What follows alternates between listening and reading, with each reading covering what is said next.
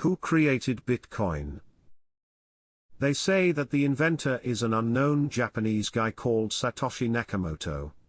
But this is just a cover-up, as so many things points to it is really created by the US government, for reasons connected with the Great Climate Change scam and their installment of the Global Beast system.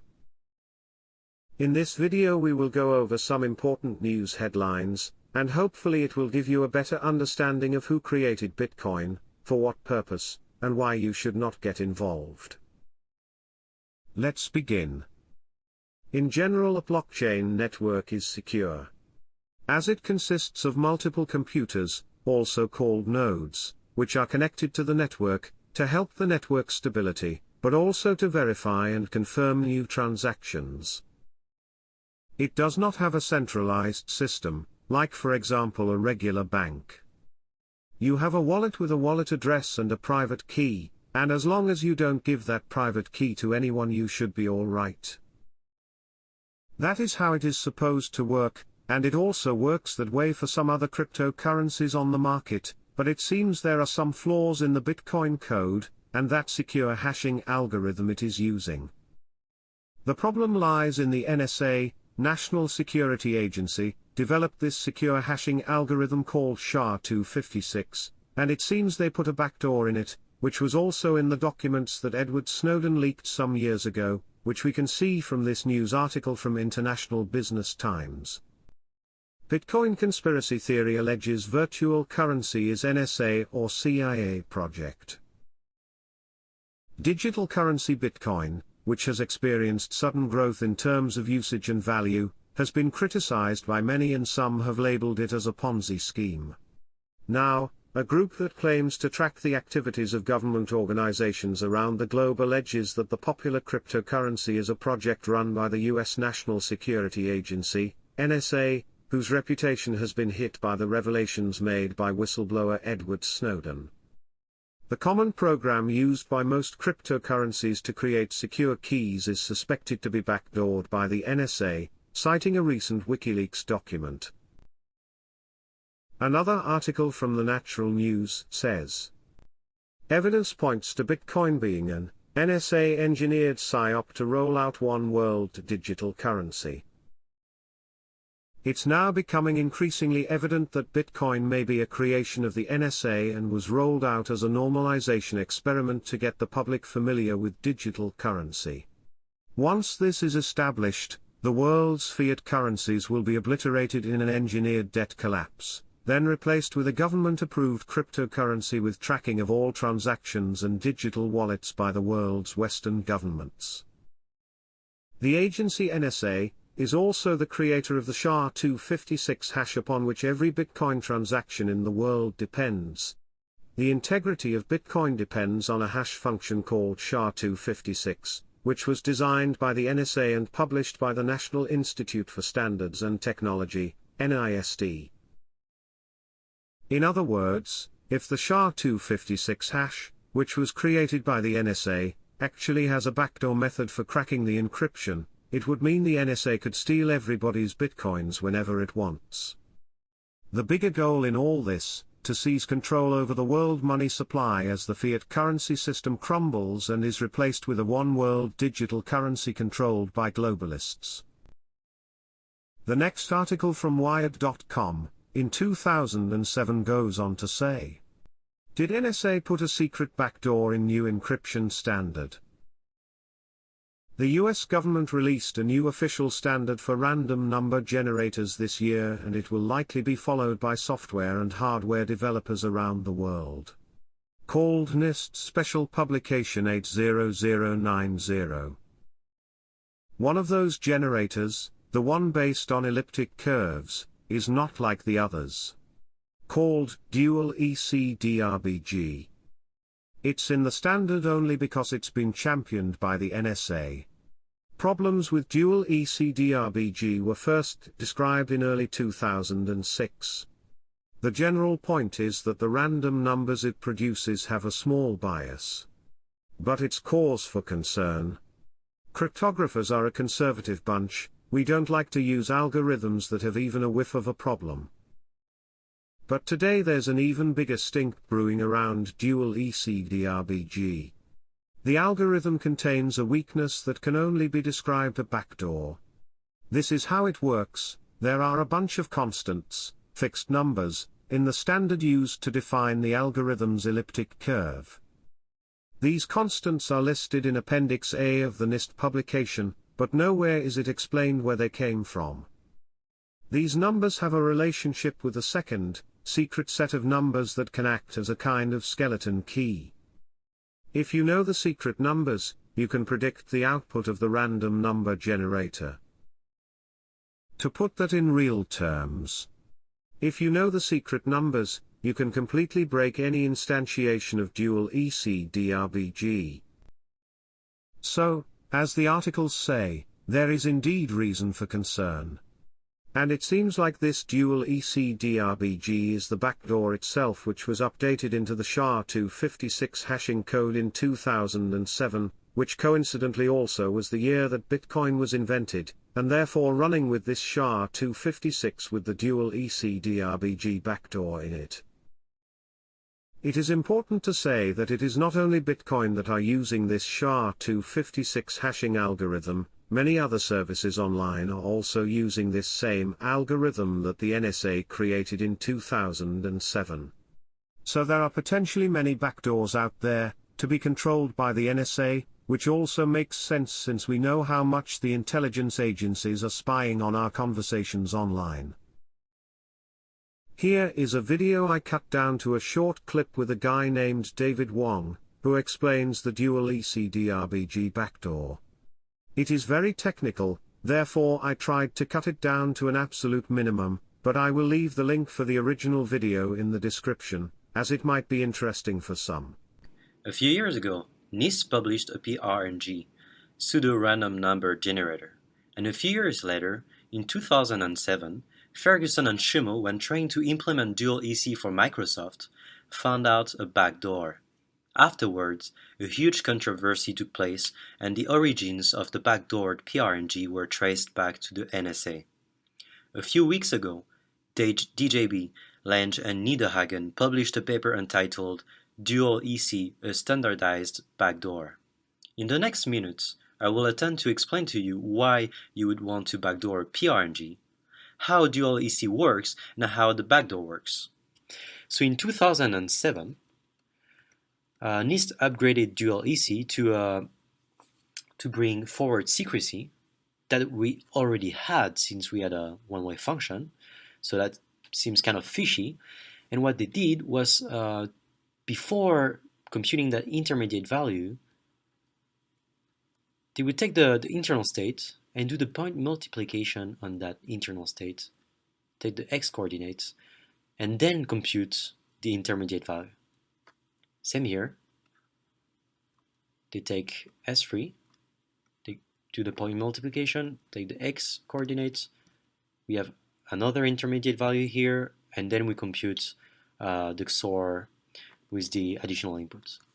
So now, when we use our backdoor, we do have S1 times P, and we can use that then to guess the additional inputs, and our backdoor works again. So that's good. We have fixed the backdoor. So if you keep reading the paper, it will explain to you how the NSA paid RSA a big amount of money to implement dual EC in their toolkits. You will read about patches that were pushed by the NSA to make it more easier to exploit TLS if TLS is using that dual EC. And it's all very interesting. I advise you to continue reading that paper. Here is another article from Kaspersky Labs, also saying that Bitcoin is a project of the American intelligence agencies, which we know are run and controlled by the Jesuit order from Rome. Kaspersky Labs co-founder says Bitcoin created by American intelligence agencies. Natalia Kaspersky is the co-founder of Kaspersky Labs. She recently gave a presentation called Modern Technologies, the Basis for Information and Cyber Wars at the ITMO University in St. Petersburg. During her presentation, this little bit of information appeared on a slide. Bitcoin is a project of American intelligence agencies, which was designed to provide quick funding for US, British and Canadian intelligence activities in different countries. The technology is privatized, just like the Internet, GPS and Tor. In fact, it is $2.0. Its rate is controlled by the owners of exchanges. A very interesting thing we can see if we look at the NSA logo from 1963, is that there is a chain link in the logo. I do not think it is a coincidence. It has been part of their plans for a long time, to create Bitcoin, for the purpose, as the Natural News said in the earlier article, to get people used to digital currencies to then crash it, and roll out their one world digital currency called CBDC, which stands for Central Bank Digital Currency, which I will cover more in the next video in this series. Another interesting photo is the Economist front cover, where we can see the rising of the phoenix, cash is burning, and they are openly telling you to get ready for the one world currency. Please note that this cover was published in 1988, but their plans go even further back. Yeah, all the way back to the establishment of the Jesuit order in 1541. The Natural News in the earlier article posted 10 steps to crypto tyranny and how it involves Bitcoin. 1. Roll out the NSA-created Bitcoin to get the public excited about a digital currency. 2. Quietly prepare a globalist-controlled cryptocurrency to take its place. 3. Initiate a massive, global-scale false flag operation that crashes the global debt markets and sends fiat currencies down in flames. 4. Blame whatever convenient enemy is politically acceptable, North Korea, the Russians, or whatever it takes. 5. Allow the fiat currency debt pyramid to collapse and smolder until the sheeple get desperate. 6. With great fanfare, announce a government-backed cryptocurrency replacement for all fiat currencies, and position world governments as the savior of humanity. Allow the desperate public to trade in their fiat currencies for official cryptocurrencies. 7. Outlaw cash and criminalize gold and silver ownership by private citizens. All in the name of security, of course. 8. Criminalize all non-official cryptocurrencies such as Bitcoin, crashing their value virtually overnight and funneling everyone into the one world government crypto, where the NSA controls the blockchain. This can easily be achieved by blaming the false flag event, see above, on some nation or group that is said to have been funded by Bitcoin, the cryptocurrency used by terrorists. 9. Require embedded RFID or biometric identifiers for all transactions in order to authenticate the one world digital cryptocurrency activities. Mark of the beast becomes reality. No one is allowed to eat, travel or earn a wage without being marked. I only need to add onto point 9 here, that I do not believe that the mark of the beast is the financial system only, like so many say today. My Bible clearly tells me that the mark of the beast versus the seal of God has to do with worship and whose commandments we are following. But that is for another video. Let's see the 10th point. 10. Once absolute control over the new one world digital currency is achieved, weaponize the government-tracked blockchain to track all transactions, investments and commercial activities. Confiscate a portion of all crypto under the guise of automated taxation. In an emergency, the government can even announce negative interest rates where your holdings automatically decrease each day. I think these points are pretty spot on from Nature News. The article went on to say, with all this accomplished, globalists can now roll out absolute totalitarian control over every aspect of private lives by enforcing financial blackouts for those individuals who criticize the government. They can put in place automatic deductions for traffic violations, vehicle license plate taxes, internet taxes and 1,000 other oppressive taxes invented by the bureaucracy. With automatic deductions run by the government, citizens have no means to halt the endless confiscation of their money by totalitarian bureaucrats and their deep state lackeys. Okay, So far so good. We now understand that there is a very good chance that the NSA is behind Bitcoin. We know for sure that the SHA-256 hashing algorithm with a backdoor was created by them. Now we need to connect a few more dots. Because of course this is also connected to the climate change scam and Pope Francis encyclical Laudato Si, which the whole world is following now. Let's look at some revealing news headlines. Crypto Catholics. Archdiocese of Washington first to accept cryptocurrency donations. The Archdiocese of Washington says it is happy to accept cryptocurrency donations, even if parishioners can't physically put Bitcoin into a collection plate. It's believed to be the first Catholic diocese in America to announce the capability. I see crypto giving as yet another way for donors to support charitable causes, Mr. Gilmer said. It is part of a philosophy of making it easier for donors to accomplish their philanthropic goals by being as flexible as possible. Rick Santorum is bringing cryptocurrency to Catholicism. Rick Santorum, former Pennsylvania senator, two-time failed Republican presidential candidate, conservative Catholic, is getting into cryptocurrency. He's an advisor on the board of a new company called Cathayo, which says it provides Catholic organizations with a payments platform that aligns with Catholic values, provides the tools necessary to increase donations and connect with both local and global Catholic communities. Santorum's son-in-law is Cathayo's CEO. Note that he says that Bitcoin, which has a backdoor, are aligned with Catholic values. Well, I would recommend anyone to stay as far away from both as possible. Pope Francis first NFTs on the A-Coin NFT marketplace.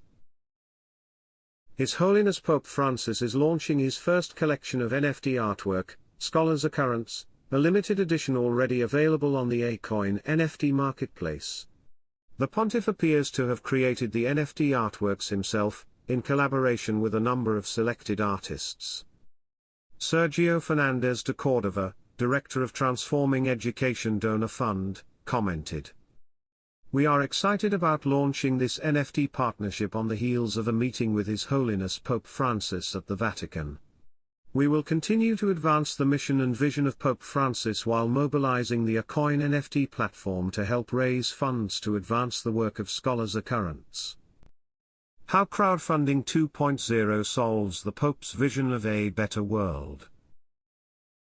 On 24th of May 2015, Pope Francis sent out a papal letter titled Laudato Si. To all bishops of the Roman Catholic Church. The title carried the subtitle On Care for Our Common Home. In the letter, the Pope criticized our consumerist tendencies and throwaway culture, which have resulted in environmental destruction and global warming. He addressed every person living on this planet to acknowledge the graveness of these issues, and urged them to take swift and unified action to save our common home, the planet Earth. The letter also spoke about uplifting the economically weaker and downtrodden sections of the society and utilizing the available resources in a sustainable and fair manner. Laudato Si received global praise from different sections of society. It is very clear to see how the Pope embraces cryptocurrency, but he is also the main figure pulling the strings for a new world currency, called the Economy of Francesco, which we see in the last article. Pope Francis calls for new economy. Some Catholics consider Pope Francis to be a Marxist, but he is using his position and organization to orchestrate the entire planet into full-blown sustainable development, aka technocracy. In his sponsorship of a March 2020 economic summit, Economy of Francesco, Francis calls for a different kind of economy, new economy and sustainable development. In Laudato Si, the word sustainable was used 21 times to convince readers that UN-style sustainable development, aka technocracy, holds the future of the world. Two key Vatican documents to read. Laudato Si encyclical, May 24, 2015, and Economy of Francesco 2020 Summit, May 1, 2019. I wanted to cover both of these documents in this video, but the Laudato Si encyclical is very long, so I will make another video about this later, but I will show you the encyclical called The Economy of Francesco, which is the new one world currency system the Pope is calling for, which the politicians and merchants of the earth is following with the upcoming CBDC. To young economists and entrepreneurs worldwide. Dear friends, I am writing to invite you to take part in an initiative very close to my heart. An event that will allow me to encounter young men and women studying economics and interested in a different kind of economy. One that brings life, not death, one that is inclusive and not exclusive, humane and not dehumanizing, one that cares for the environment and does not despoil it. An event that will help bring us together and allow us to meet one another and eventually enter into a covenant, to change today's economy and to give a soul to the economy of tomorrow. Surely there is a need to reanimate the economy. And where better to do so than Assisi, which has for centuries eloquently symbolized a humanism of fraternity. St. John Paul II chose Assisi as the icon of a culture of peace. For me, it is also a fitting place to inspire a new economy. There Francis stripped himself of all worldliness in order to choose God as the compass of his life, becoming poor with the poor, a brother to all. His decision to embrace poverty also gave rise to a vision of economics that remains most timely. A vision that can give hope to our future and benefit not only the poorest of the poor, but our entire human family. A vision that is also necessary for the fate of the entire planet, our common home, our sister Mother Earth, in the words of St. Francis in his Canticle of the Sun. In my encyclical letter Laudato Si, I emphasize that, today more than ever, everything is deeply connected and that the safeguarding of the environment cannot be divorced from ensuring justice for the poor, and finding answers to the structural problems of the global economy. We need to correct models of growth incapable of guaranteeing respect for the environment, openness to life, concern for the family, social equality, the dignity of workers and the rights of future generations. Sadly, few have heard the appeal to acknowledge the gravity of the problems and, even more, to set in place a new economic model, the fruit of a culture of communion based on fraternity and equality. Francis of Assisi is the outstanding example of care for the vulnerable and of an integral ecology. I think of the words spoken to him from the crucifix in the little church of San Damiano, "Go, Francis, repair my house," which, as you see, is falling into ruin. The repair of that house concerns all of us. It concerns the church, society, and the heart of each individual. Increasingly, it concerns the environment, which urgently demands a sound economy and a sustainable development that can heal its wounds and assure us of a worthy future. Given this urgent need, each one of us is called to rethink his or her mental and moral priorities, to bring them into greater conformity with God's commandments and the demands of the common good. But I thought especially of inviting you young people, because your desire for a better and happier future makes you even now a prophetic sign, pointing towards an economy attentive to the person and to the environment. Dear young people, I know that you can hear in your hearts the ever more anguished plea of the earth and its poor, who cry out for help and for responsibility, for people who will respond and not turn away. If you listen to what your heart tells you, you will feel part of a new and courageous culture. You will not be afraid to face risks and work to build a new society. The risen Jesus is our strength. As I told you in Panama and I wrote in my post-synodal apostolic exhortation Christus Vivit, please, do not leave it to others to be protagonists of change. You are the ones who hold the future. Through you, the future enters into the world. I ask you also to be protagonists of this transformation. I ask you to build the future, to work for a better world. Your universities, your businesses and your organizations are workshops of hope for creating new ways of understanding the economy and progress, for combating the culture of waste, for giving voice to those who have none and for proposing new styles of life. Only when our economic and social system no longer produces even a single victim, a single person cast aside, will we be able to celebrate the feast of universal fraternity. That is why I would like to meet you in Assisi, so that we can promote together, through a common covenant, a process of global change. One in which not only believers but all men and women of goodwill, beyond differences of creed and nationality, can participate, inspired by an ideal of fraternity attentive above all to the poor and excluded. I invite each of you to work for this covenant, committing yourselves individually and in groups to cultivate together The dream of a new humanism responsive to the expectations of men and women and to the plan of God. The name of this event, Economy of Francesco, clearly evokes the holy man of Assisi and the gospel that he lived in complete consistency, also on the social and economic level. Saint Francis offers us an ideal and, in some sense, a program. For me, who took his name, he is a constant source of inspiration. With you, and through you, I will appeal to some of our best economists and entrepreneurs who are already working on the global level, to create an economy consistent with these ideals. I am confident that they will respond. And I am confident above all in you young people, who are capable of dreaming and who are prepared to build, with the help of God, a more just and beautiful world. Our meeting is planned for 26 to March 28, 2020. Together with the Bishop of Assisi, whose predecessor Guido, 8 centuries ago, received the young Francis in his house when he made the prophetic gesture of his stripping, I count on receiving you myself. I await you, and even now, I greet you and I give you my blessing. Please, do not forget to pray for me. From the Vatican, 1st of May, 2019. Memorial of Saint Joseph the Worker. Francis.